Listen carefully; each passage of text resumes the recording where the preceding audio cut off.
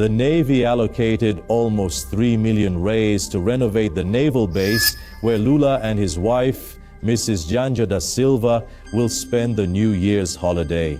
The property is located on the coast of Bahia, according to official information. The renovations to please Rosangela include structural improvements, internal adjustments, and interventions focused on security, comfort, and the functionality of the space. To meet the demands of the Presidency of the Republic. Is that good enough for you, Marcelo Rocha Montero?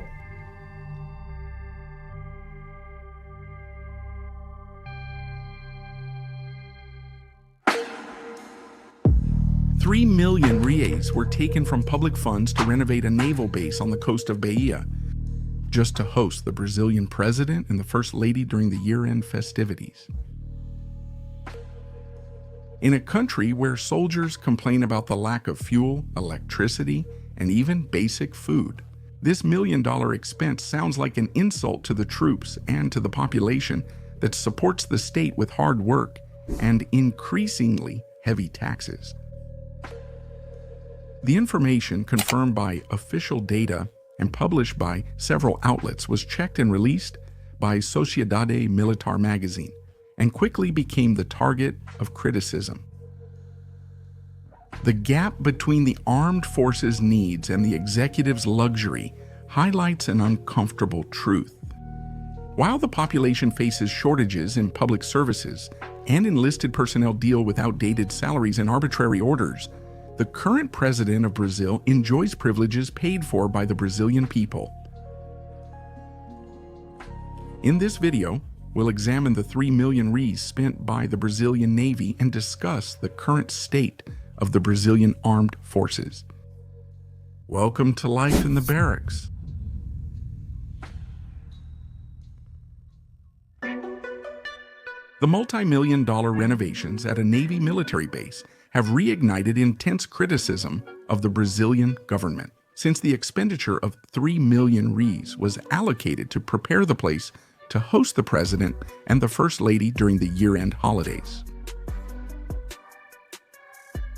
Amid a financial crisis directly impacting the armed forces, the decision exposes a painful contrast between the scarcity faced by the troops and the luxury offered to the head of the executive. The withholding of our $1.6 billion from the Ministry of Defense's budget has put the armed forces on alert. In the coming months, according to what we have learned from sources in the Army, Navy, and Brazilian Air Force, there might even be a lack of money for fuel for planes and armored vehicles, and money for purchasing ammunition. And this could lead to a halt in military training and postpone defense projects that are considered strategic.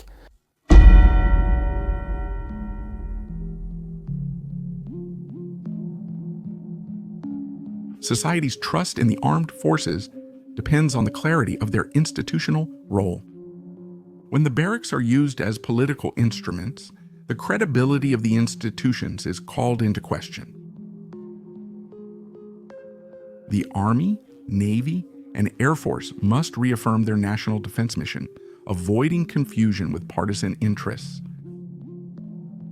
Insufficient project reports increase public distrust. No details have been released about deadlines, contractors, or completed items. This strengthens the perception that the renovations serve the president's personal interests. Transparency is an obligation in any public spending, and when it doesn't exist, the public feels deceived and betrayed in their trust.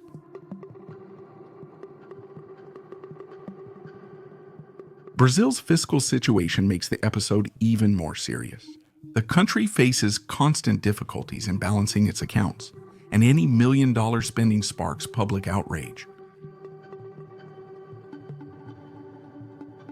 Interventions aimed exclusively at the leisure of authorities are seen as unjustifiable privileges, especially when compared to the shortages in essential areas such as health, education, and security. The retiree, who paid into Social Security for 36 years, had to return home without a diagnosis. It's a good hospital, but there are no doctors, you know? Many people seek these things but can't find them. Comparisons with previous administrations have intensified debates in military forums. Presidents of the Republic have always used military facilities for rest, but there has rarely been a need for large-scale construction work. The impression left is that the current renovation has gone beyond usual standards and has become a symbol of waste and mismanagement of public resources. Public administration experts emphasize that work on federal property should prioritize the collective interest. The Brazilian army is facing a critical situation, even publicly admitting the possibility of running out of fuel for its operations. This statement exposes the logistical weakness of the land force, which depends on constant movement for training, patrols, and internal security missions.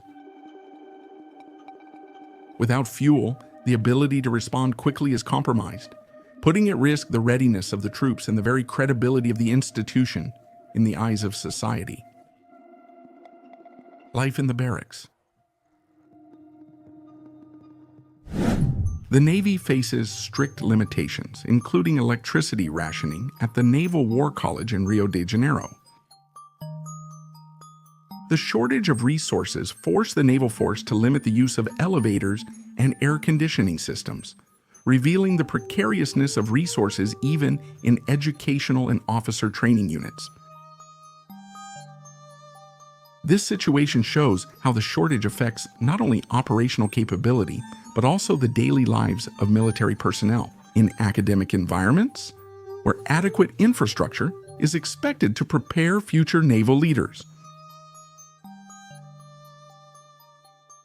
In the Air Force, the problem is even more alarming. Fighter jets and patrol aircraft sometimes remain grounded due to a lack of fuel.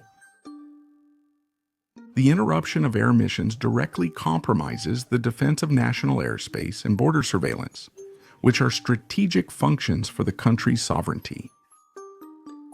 The loss of flight hours also impacts pilot training, reducing the effectiveness of the force and increasing the attrition of highly qualified professionals, who are requesting resignation to move to civil aviation, where they find better working conditions and pay. Improvements at military bases should focus on modernizing equipment, training troops, or expanding emergency services for the population. When investment prioritizes luxury and comfort for authorities, the legitimacy of such actions is inevitably questioned.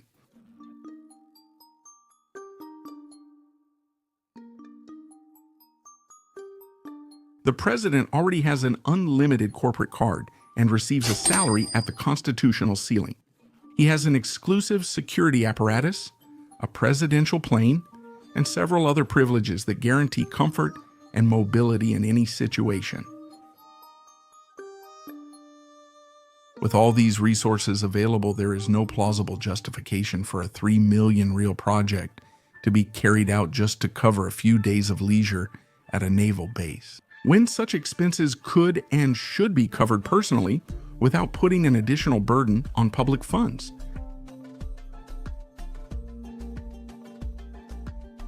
While the population struggles daily to earn their bread and bear the costs of an expensive, inefficient state that gives back little in quality services, in the face of high taxes, the Brazilian Navy allocates almost 3 million reais to provide comfort and luxury to the current president of the Republic. Leave your opinion about this situation here in the comments and let us know what you think would be the best alternative to prevent these kinds of expenses from continuing to happen.